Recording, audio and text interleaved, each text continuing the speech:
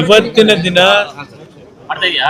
ಮಂಡ್ಯದಲ್ಲಿ ಬೆಂಗಳೂರಿನ ತಮ್ಮ ನಿವಾಸದಲ್ಲಿ ಮಾಧ್ಯಮಗಳು ಕೇಳಿದ ಪ್ರಶ್ನೆಗಳಿಗೆ ಉತ್ತರಿಸಿದ ಕೇಂದ್ರ ಸಚಿವ ಎಚ್.ಡಿ. ಕುಮಾರಸ್ವಾಮಿ, ಬಿಡದಿ ಟೌನ್ಶಿಪ್ ನಾಡಿನ ಹಿತಾಸಕ್ತಿ ಅಡಗಿಲ್ಲ. ಭೂಮಾಫಿಯಾ ಹಾಗೂ ಭೂ ಲೂಟಿಕೋರರಿಗೆ ಲಾಭ ಮಾಡಿಕೊಡಲು ಇದನ್ನು ರೂಪಿಸಲಾಗಿದೆ. ಹೀಗಾಗಿ ಇದನ್ನು ನಾನು ಸರ್ಕಾರಿ ರಿಯಲ್ ಎಸ್ಟೇಟ್ ದಂಧೆ ಎಂದು ಕರೆಯುತ್ತೇನೆ ಎಂದರು. ರಸ್ತೆಗಳಲ್ಲಿ ಮೊಣಕಾಲುದ್ದ ಗುಂಡಿಗಳು ಬಿದ್ದು ವಾಹನ ಸಂಚಾರ ದೊಡ್ಡ ಪ್ರಯಾಸವಾಗಿದೆ. ಅದೇನೋ ಬ್ರ್ಯಾಂಡ್ ಬೆಂಗಳೂರು ಎಂದು ಹೇಳುತ್ತಿದ್ದರಲ್ಲ, ಅದನ್ನು ಮಾಡುವುದು ಬಿಟ್ಟು ಬಿಡದಿ ರೈತರ ಬದುಕಿಗೆ ಬೆಂಕಿ ಹಾಕಲು ಹೊರಟಿದ್ದಾರೆ ಎಂದು ಅವರು ಕಟುವಾಗಿ ಟೀಕಿಸಿದರು.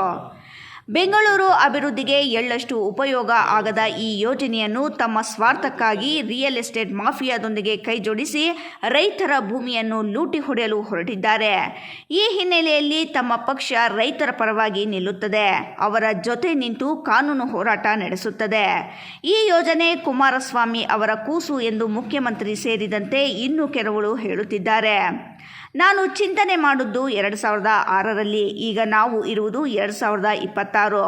20 ವರ್ಷಗಳಲ್ಲಿ ಎಷ್ಟು ಬದಲಾವಣೆಯಾಗಿದೆ, ಎಷ್ಟೊಂದು ಅಭಿವೃದ್ಧಿಯಾಗಿದೆ. ಇಷ್ಟು ವರ್ಷಗಳಲ್ಲಿ ಏನೆಲ್ಲ ಆಯಿತು ಎನ್ನುವುದನ್ನು ಈ ಸರ್ಕಾರ ಅರ್ಥ ಮಾಡಿಕೊಳ್ಳಬೇಕು. ಯಾವುದೇ ಯೋಜನೆ ಕೈಗೊಳ್ಳುವ ಮೊದಲು ರೈತರ ಒಪ್ಪಿಗೆ ಪಡೆಯಬೇಕು. ಅದನ್ನು ಮಾಡದೆ ಈ ಸರ್ಕಾರ ಸರ್ವಾಧಿಕಾರಿ ಮನೋಭಾವದಿಂದ ರೈತರನ್ನು ಹತ್ತಿಕ್ಕುವ ಕೆಲಸ ಮಾಡುತ್ತಿದೆ ಎಂದು ಅವರು ಆಕ್ರೋಶ ವ್ಯಕ್ತಪಡಿಸಿದರು. ಮೊದಲಿನಿಂದ ಕಾಂಗ್ರೆಸ್ ಸರ್ಕಾರ ಇಂಥದೇ ದಂಧೆಯಲ್ಲಿ ನಿರತವಾಗಿದೆ. ಬೆಂಗಳೂರು ಸುತ್ತಮುತ್ತ ಅರ್ಕಾವತಿ ಬಡಾವಣೆಗೆ ಸುಮಾರು 3,000 ಎಕರೆ ಭೂಮಿಯನ್ನು ನೋಟಿಸ್ ಮಾಡಲಾಗಿತ್ತು. ಆಮೇಲೆ ಅದರಲ್ಲಿ 1,000 ಎಕರೆ ಭೂಮಿಯನ್ನು ಕೈಬಿಡಲಾಯಿತು. ಇವೆಲ್ಲವೂ ಕಣ್ಣ ಮುಂದೆಯೇ ನಡೆದಿವೆ. ಅದರ ತನಿಖೆಗೆ ಕೆಂಪಣ್ಣ ಆಯೋಗ ರಚನೆ ಮಾಡಿದರು. ಆ ವರದಿ ಎಲ್ಲಿ ಕೊಳೆಯುತ್ತಿದೆಯೋ ಗೊತ್ತಿಲ್ಲ ಎಂದು ಅವರು ಹೇಳಿದರು. ಜನರಿಂದ ರೈತರಿಂದ ತೀವ್ರ ವಿರೋಧ ಬಂದ ನಂತರ ಈಗ ಪ್ರಧಾನಿ ನರೇಂದ್ರ ಮೋದಿಯವರೇ ಈ ಯೋಜನೆಯನ್ನು ಮೆಚ್ಚಿಕೊಂಡಿದ್ದಾರೆ ಎಂದು ಹೇಳುತ್ತಿದ್ದಾರೆ. ಆದರೆ ನರೇಂದ್ರ ಮೋದಿ ಅವರು ಟೌನ್ಶಿಪ್ಗಳನ್ನು ಹಾಗೂ ಕೈಗಾರಿಕೆಗಳನ್ನು ಸ್ಥಾಪನೆ ಮಾಡಿದ್ದು ಎಲ್ಲಿ? ಭೂಕಂಪದಿಂದ ಸಂಪೂರ್ಣವಾಗಿ ನಾಶವಾಗಿದ್ದ ಪ್ರದೇಶದಲ್ಲಿ ಅವರು ಇಂತಹ ಯೋಜನೆಗಳನ್ನು ಅನುಷ್ಠಾನಕ್ಕೆ ತಂದರು. ಆದರೆ ಬಿಡದೆಯಲ್ಲಿ ಬೇರೆ ಪರಿಸ್ಥಿತಿ ಇದೆ. ಇಲ್ಲಿ ತೋಟಗಳಿವೆ, ಹೈನುಗಾರಿಕೆ ನಡೆಯುವ ಭೂಮಿ ಇದೆ. ಈ ವಿಚಾರವನ್ನು ಮುಖ್ಯಮಂತ್ರಿಗಳು ಪ್ರಧಾನಿಗಳಿಗೆ ಹೇಳಿದ್ದಾರಾ ಎಂದು ಕೇಂದ್ರ ಸಚಿವರು ಪ್ರಶ್ನಿಸಿದರು. ಪ್ರಧಾನಿಗಳು ಮತ್ತು ಮುಖ್ಯಮಂತ್ರಿಗಳು ಇಬ್ಬರೇ 1-to-1 ಮಾತನಾಡಿದ್ದಾರೆ. ಅವರು ಏನು ಮಾತನಾಡಿದ್ದಾರೆ ಎಂಬುದು ಯಾರಿಗೂ ಗೊತ್ತಿಲ್ಲ. ಆದರೆ ಮುಖ್ಯಮಂತ್ರಿಗಳು ರಾಜ್ಯದ ರೈತರ ಹಿತಬಲಿ ಕೊಡುವುದಕ್ಕೆ ಪ್ರಧಾನಿಗಳ ಹೆಸರನ್ನು ದುರ್ಬಳಕೆ ಮಾಡಿಕೊಳ್ಳುವುದು ಬೇಡ. ಅವರಲ್ಲಿ ಅಧಿಕಾರ ಇದೆ, ಏನು ಬೇಕಾದರೂ ಮಾಡುವ ಉದ್ದಟತನ ವ್ಯಕ್ತಿ ಅವರು ಎಂದು ಸಚಿವರು ತರಾಟೆಗೆ ತೆಗೆದುಕೊಂಡರು. ಟೌನ್ಶಿಪ್ ವಿಷಯದಲ್ಲಿ ರಾಜಕೀಯ ಮಾಡುವ ಉದ್ದೇಶ ನನಗಿಲ್ಲ. 2006ರಲ್ಲಿ ನಾನು 5 ಟೌನ್ಶಿಪ್ಗಳನ್ನು ಮಾಡಲು ಹೊರಟಾಗ ಇತ್ತೀಚಿನ ದಿನಗಳವರೆಗೂ ಕಾನೂನು ಮಂತ್ರಿ ಆಗಿದ್ದ ಎಚ್.ಕೆ. ಪಾಟೀಲ್ ಅಧ್ಯಕ್ಷತೆಯಲ್ಲಿ ಸಂಶೋಧನಾ ಸಮಿತಿ ರಚನೆ ಮಾಡಿ 5 ಸ್ಥಳಗಳಲ್ಲಿ ಸತ್ಯಶೋಧನೆ ಮಾಡಿದ್ದಾರಲ್ಲ, ಆ ಸತ್ಯಶೋಧನಾ ವರದಿ ಎಲ್ಲಿ ಹೋಯಿತು? ಅದನ್ನು ಜನರ ಮುಂದೆ ಇಡಿ. ಯಾವ ಉದ್ದೇಶಕ್ಕೆ ಅಂದು ಆ ಯೋಜನೆಯನ್ನು ಕಾಂಗ್ರೆಸ್ ಪಕ್ಷದ ನಾಯಕರು ವಿರೋಧ ಮಾಡಿದರು ಎಂಬುದನ್ನು ಸಾರ್ವಜನಿಕವಾಗಿ ಜನರ ಮುಂದೆ ಹೇಳಲಿ ಎಂದು ಕುಮಾರಸ್ವಾಮಿ ಅವರು ಒತ್ತಾಯ ಮಾಡಿದರು. ಕಾನೂನಿನಲ್ಲಿ ಏನು ಹೋರಾಟ ಮಾಡಬೇಕೋ ಮಾಡುತ್ತೇವೆ, ರೈತರಿಗೆ ನ್ಯಾಯ ಕೊಡಿಸುತ್ತೇವೆ. ರೈತರ ಪರ ನಿಲ್ಲುವುದು ಜನಪ್ರತಿನಿಧಿಗಳ ಕರ್ತವ್ಯ. ಆ ಕೆಲಸವನ್ನು ನಾವು ಮಾಡುತ್ತೇವೆ.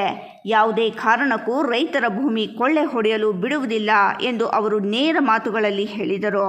ಸರ್ಕಾರ ಬಂದ ಮೇಲಂತೂ ಪ್ರತಿನಿತ್ಯ ಇವತ್ತು ಯಾವೊಂದು ಮಾದಕ ವಸ್ತುಗಳ ವಿಷಯದಲ್ಲಿ ಅದು ಮುಖ್ಯಮಂತ್ರಿಗಳ ಹಿಂದೆ ಮಾಜಿ ಮುಖ್ಯಮಂತ್ರಿಗಳೇನಿದ್ರು ಅವ್ರ ಜಿಲ್ಲೆಯಲ್ಲೇ ತಯಾರು ಮಾಡ್ತಾ ಇದ್ದಂಥ ವಿಷಯಗಳು ಹೊರಗೆ ಬಂದಂಥದ್ದು. ಅದರ ಜೊತೆಗೆ ನಿರಂತರವಾಗಿ ಬೇರೆ ಬೇರೆ ದೇಶಗಳಿಂದ ರಾಜ್ಯಗಳಿಂದ ಇವತ್ತು ಇದು ಒಂದು ರೀತಿ ಮೇನ್ ಸೆಂಟರ್ ಏನು ಮಾಡ್ಕೊಂಡಿದ್ದಾರೆ ಬೆಂಗಳೂರು ನಗರವನ್ನು. ಇವತ್ತು ಹಲವಾರು ಕುಟುಂಬದ ಯುವಕರು ಇವತ್ತು ಈ ಒಂದು ದಂಧೆಯಲ್ಲಿ ಅತ್ಯಂತ ಕುಟುಂಬಗಳ ಒಂದು ಕೆಟ್ಟ ಪರಿಸ್ಥಿತಿಗೆ ಬರ್ತಕ್ಕಂಥದ್ದೇನಿದೆ. ನಾನು ಈಗಿನ ಗೃಹ ಸಚಿವರಿಗೆ ಹೇಳ್ತಕ್ಕಂಥದ್ದು, ಸ್ವಲ್ಪ ನಿಮ್ಮ ಟೀಕೆ ಮಾಡ್ತಕ್ಕಂಥದ್ದು ವಿರೋಧ ಪಕ್ಷಗಳನ್ನು, ಕೇಂದ್ರ ಸರ್ಕಾರನ ಟೀಕೆ ಮಾಡೋದು ಮತ್ತು ನಮ್ಮಗಳನ್ನು ಟೀಕೆ ಮಾಡಿ ತೊಂದರೆ ಇಲ್ಲ, ಏನು ಬೇಕಾದ್ರೂ ಟೀಕೆ ಮಾಡಿ. ಆದರೆ ಆ ಟೀಕೆಗೆ ನೀವು ಕೊಡ್ತಾ ಇರ್ತಕ್ಕಂಥ ಸಮಯ ಇದೆಯಲ್ಲ, ಅದನ್ನು ಸ್ವಲ್ಪ ಬದಿಗಿಟ್ಟು ಈ ದಂಧೆಗಳನ್ನು ನಿಲ್ಲಿಸ್ತಕ್ಕಂಥ ನಿಟ್ಟಿನಲ್ಲಿ ಈಗ ನಿಮ್ಮ ಪರಾಕ್ರಮ, ನಿಮ್ಮ ವೀರಾವೇಶ ಇದೇನಿದೆ ಇದನ್ನು ಜಾರಿಗೆ ತನ್ನಿ ಅಂತಕ್ಕಂಥದ್ದನ್ನು ಹೇಳಲಿಕ್ಕೆ ಬಯಸ್ತೀನಿ ಅವ್ರಿಗೆ. ನೀವು ಯೋಜನೆ ಕೈಗೆತ್ತಿಕೊಂಡ ಸಂದರ್ಭದಲ್ಲಿ 40% ಭೂಮಿನ ರೈತರಿಗೆ ಬಿಟ್ಕೊಡ್ತೀವಿ ಅಂತ ಹೇಳಿದ್ರೆ, ಆದ್ರೆ ಮಾಗಡಿ ಬಾಲಕೃಷ್ಣ ಅವರು ಹೇಳಿದ್ದಾರೆ ಅವ್ರ ಬಗ್ಗೆ ಚರ್ಚೆ ಮಾಡಿ ಅಂತ ಹೇಳಿದ್ದಾರೆ. ಯಾವುದು ಏನು ಅಂತ 40% ಸ್ಕೀಮ್ ಬಂದಿದ್ದೆ ನನ್ನ ಕಾಲದಲ್ಲಿ 2006ರಲ್ಲಿ. ಬರೀ ಒಂದು ಭಾಗ ಯೋಜನೆಗಲ್ಲ, ಇಡೀ ರಾಜ್ಯದಲ್ಲಿ ರೈತರ ಭೂಮಿಯನ್ನು ತಗೊಂಡಾಗ 40% ಹಣದ ಬದಲಿಗೆ ಕೊಡ್ತಕ್ಕಂಥ ಒಂದು ಯೋಜನೆ ಪ್ರಾರಂಭ ಮಾಡಿದ್ದೆ ಕುಮಾರಸ್ವಾಮಿ. ಸ್ವಲ್ಪ ದಾಖಲೆ ತೆಗಿಯಕ್ಕೆ ಹೇಳಿ. ಸರ್, ಡಿ ಕೆ ಶಿವಕುಮಾರ್ ಮೇಲಿರುವಂತ ವಿರೋಧ ಮಾಡೋದಕ್ಕೋಸ್ಕರ ಈ ರೀತಿ ನೀವು ವಿರೋಧ ಮಾಡ್ತಾ ನೋಡಿ, ಸಹಿಸ್ಕೊಳ್ತಾ ಅವ್ರನ್ನ. ಈಗ ಆಗಿದ್ರೆ ಎಚ್ ಕೆ ಪಾಟೀಲ್ರು ಎಂಥ ಸತ್ಯಶೋಧನಾ ಸಮಿತಿ ಮಾಡಿದ್ರಲ್ಲ, ಜನಗಳ ಹಿತಕ್ಕೆ ಜನಗಳ ಉದ್ಧಾರಕ್ಕೆ ಮಾಡೋಕ್ಕೆ ಮಾಡಿದ್ರಾ? ನಾನು ಅವತ್ತು ಜನಗಳ ವಿರೋಧ ಕೆಲಸ ಮಾಡೋಕ್ಕೆ ಹೋಗಿದ್ದೆ ಅಂತ ಹೇಳ್ತಾವ್ರಲ್ವ, ಅವನು ಕೂಸು ಅಂತ ಹೇಳಿ.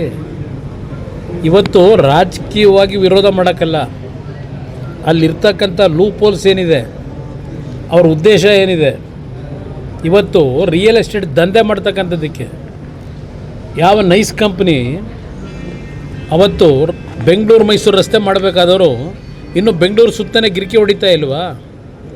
ಹೊಸಕೆರೆ ಹಳ್ಳಿ ಹತ್ರ ಆ ಒಂದು ಟೋಲ್ ಗೇಟ್ ಇದೆಯಲ್ಲ, ಟೋಲ್ ಗೇಟ್ ಪಕ್ಕದಲ್ಲಿ ಯಾವ ಒಂದು ನೈಸ್ ಕಂಪ್ನಿಗೆ ಬೇಕು ಅಂತೇಳಿ ತೆಗೆದುಕೊಂಡಂಥದ್ದನ್ನು NOC ಯಾರಿಗೆ ಕೊಟ್ಟರು? ಅಲ್ಲಿ ಕಟ್ತಾವ್ರಲ್ಲ ಬಿಲ್ಡಿಂಗು, ಅಟ್ಯಾಚ್ಡು ಹೈರೈಸ್ ಬಿಲ್ಡಿಂಗ್ ಬಂದಿದೆಯಲ್ಲ, ನೋಡಿ ಅಲ್ಲಿ ಹೋಗಿ ಎಷ್ಟು ಕಟ್ಟಿದ್ದಾರೆ. ಅದೇನು ಬಡವರಿಗೆ ಕೊಟ್ಟಿದ್ದ ಅದು NOCನ? ನೈಸ್ ಕಂಪ್ನಿಯವರು ಯಾರಿಗೆ ಕೊಟ್ಟರು ಅಂತಕ್ಕಂಥದ್ದನ್ನು ಇಡಕ್ಕೆ ಹೇಳಿ ಜನಕ್ಕೆ. ಅದಷ್ಟೇ ಅಲ್ಲ, ಸರ್ಕಾರದ ದುಡ್ಡಿನಲ್ಲಿ ಈಗ ಕಟ್ತಾವ್ರಲ್ವ, ಆ ಜಾಗ ತಗೊಂಡು ನೈಸ್ ಕಂಪ್ನಿಗೆ ಅಂತ ಮೊದಲು ತಗೊಂಡು ಅದನ್ನು ಡಿನೋಟಿಫೈ ಮಾಡಿಸ್ಕೊಂಡು ಕಟ್ತಾವ್ರಲ್ಲ ಈಗ NOC ತಗೊಂಡು ನೈಸ್ ಕಂಪ್ನಿಯಿಂದ. ಆ ರೋಡ್ಗಳು ಪಕ್ಕದಲ್ಲಿ ಚಿಕ್ಕ ರೋಡ್ಗಳು, ಅದನ್ನು ಸರ್ಕಾರದ ದುಡ್ಡಿನಲ್ಲಿ ವೈಡನ್ ಮಾಡೋಕೆ ಹೊರಟವ್ರೆ. ಆ ಬಿಲ್ಡಿಂಗ್ಗಳಿಗೆ ಅನುಕೂಲ ಮಾಡ್ಕೊಳ್ಳೋಕ್ಕೆ, ರೈತರಿಗೆ ಅನುಕೂಲ ಮಾಡೋಕೆ ಮಾಡ್ತಾವ್ರೆ. ಇದು ಪುರಾಣ ಹೇಳತ್ತ ಹೋದರೆ ನಿಮ್ಮ ಪುಟ್ಟಗಟ್ಟಲೆ ಹೇಳ್ಬೋದು ಇವ್ರು ಮಾಡಿರೋ ಸಾಧನೆಗಳನ್ನ. ಯಾರ್ದು? ನನ್ನ 45 ಎಕರೆ ಲ್ಯಾಂಡು, ಕಷ್ಟಪಟ್ಟು ಸಂಪಾದನೆ ಮಾಡಿದ ಲ್ಯಾಂಡ್ ನಾನು. ನಿಮ್ಮ ಥರ ಹಡಬಿಟ್ಟಿದೆಲ್ಲ ಮಾಡಿದಿರಲ್ಲ, 1400 ಕೋಟಿ ತೋರಿಸ್ತಾ ಇದ್ದೀರಲ್ಲ, ಅದು ನನ್ನ ಜೀವನದಲ್ಲಿ ಮಾಡಿದ.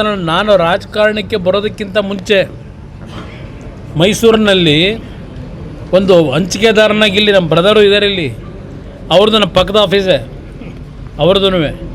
ಅವತ್ತು ನಾನು ಯಾವ ರೀತಿ ವ್ಯವಹಾರ ಮಾಡಿದ್ದೇನೆ, ಕನ್ನಡ ಚಿತ್ರರಂಗಕ್ಕೆ 4 ಲಕ್ಷ ರೂಪಾಯಿ ಕೊಡ್ತಾ ಇದ್ದಂಥ ಹಂಚಿಕೆದಾರರು ಏನು ಕೊಡ್ತಾಯಿದ್ರು, 10 ಲಕ್ಷ 15 ಲಕ್ಷ ಕೊಡ್ತಕ್ಕಂಥ ಒಂದು ಬಿಸ್ನೆಸ್ಸನ್ನು ಅವತ್ತು ಏನು ಇಂಪ್ರೂವ್ ಮಾಡಿದೆ, ಇದು ಕುಮಾರಸ್ವಾಮಿ ಕೊಡುಗೆ. ಅಲ್ಲಿ ಬಂದಂಥ ಸಂಪಾದನೆಯಿಂದ ಲ್ಯಾಂಡ್ ತಗೊಂಡಿರೋದಲ್ಲಿ.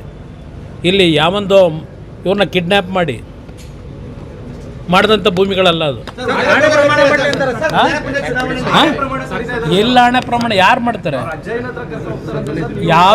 ನನಗೆ ನೋಡಿ, ನನಗೆ ಇರ್ತಕ್ಕಂಥ ದೇವರು ನಂಬಿಕೆ, ಅವರಿಂದ ನಾನು ಕಲಿಬೇಕಾಗಿಲ್ಲ ಅಷ್ಟೇ. ಅವ್ರ ಪಾಪ ಅವ್ರು ನಂಬ್ಕೊಂಡಿದ್ದಾರೆ. ರೈತರ ಪರವಾಗೋಸ್ಕರ ಈ ಯೋಜನೆ ಕೈ ಬಿಟ್ಟಿದ್ದೀವಿ ಅಂತ ಹೇಳಿದ್ರೆ ಹಣೆ ಪ್ರಮಾಣ ಮಾಡಿ ಅಂತ ಸರ್. ಅಂದರೆ ನೀವು ರೈತರಿಗೋಸ್ಕರ, ನಾನು ರೈತರ ಪರವಾಗೋಸ್ಕರಲೇ ಅವತ್ತು ಸುಮ್ಮನಾಗಿದ್ದಿಲ್ಲೇ ಇದ್ದಿದ್ರೆ ಎರಡನೇ ಬಾರಿ ಮುಖ್ಯಮಂತ್ರಿ ಆಗಲಿಲ್ವಾ? 14 ತಿಂಗಳು ಇರಲಿಲ್ವಾ? ಅವತ್ತೇ ಮಾಡುವೆ. ನನ್ನ ಕೈಯಲ್ಲಿ ಇರಲಿಲ್ವ ಅಧಿಕಾರ? ಮುಖ್ಯಮಂತ್ರಿ ಆಗಿದ್ದೆ. ರೈತರಿಗೆ ತೊಂದರೆ ಕೊಡಬೇಕು ಅಂದರೆ ಮಾಡ್ಬೋದಾಗಿತ್ತು. ಅವತ್ತು ನಾನು ಮಾಡಲಿಲ್ಲ. ಅದನ್ನು ಯಾಕೆ ಮಾಡಲಿಲ್ಲ? ಎರಡನೇ ಬಾರಿ ನಾನು 14 ತಿಂಗಳಿಂದಲ್ಲ ಮುಖ್ಯಮಂತ್ರಿ ಆಗಿ ಮಾಡ್ಬೋದಾಗಿತ್ತಲ್ವ ನಾನು? ಯಾಕೆ ಮಾಡಲಿಲ್ಲ? ಅವರು ಸೆಳೆಯೋದು ಮೊದಲು ನಿಲ್ಸಕ್ಕೆ ಹೇಳಿ. ನಮ್ಗೆ ಆಸಕ್ತಿ ಇದೆಯಾ? ಅವ್ರಿಗೆ ಮ್ಯಾಗ್ನೆಟ್ಟು ಎಲ್ಲ ಅವ್ರು ಇಟ್ಕೊಂಡವ್ರೆ. ನಮ್ಮ ಮ್ಯಾಗ್ನೆಟ್ ಇಲ್ಲ. ಏನು? ಯಾರಿಗೆ? ಯಾವ ಶಾಸಕರಿಗೆ ಮಾತಾಡಿ? ಯಾರಿಗೆ ಮಾತಾಡಿದ್ದೀನಿ? ಯಾರಿಗೆ? ಯಾರು ನನಗೆ ಗೊತ್ತಿಲ್ಲಪ್ಪ ಅದು ಯಾರು ಮಾತಾಡಿದ್ದೀನಿ ಅಂತ. ಅವರು ಸುಮ್ಮನೆ ಚಟಕ್ಕೆ ಮಾತಾಡಿದ್ರೆ ನಾನೇನು ಮಾಡಿ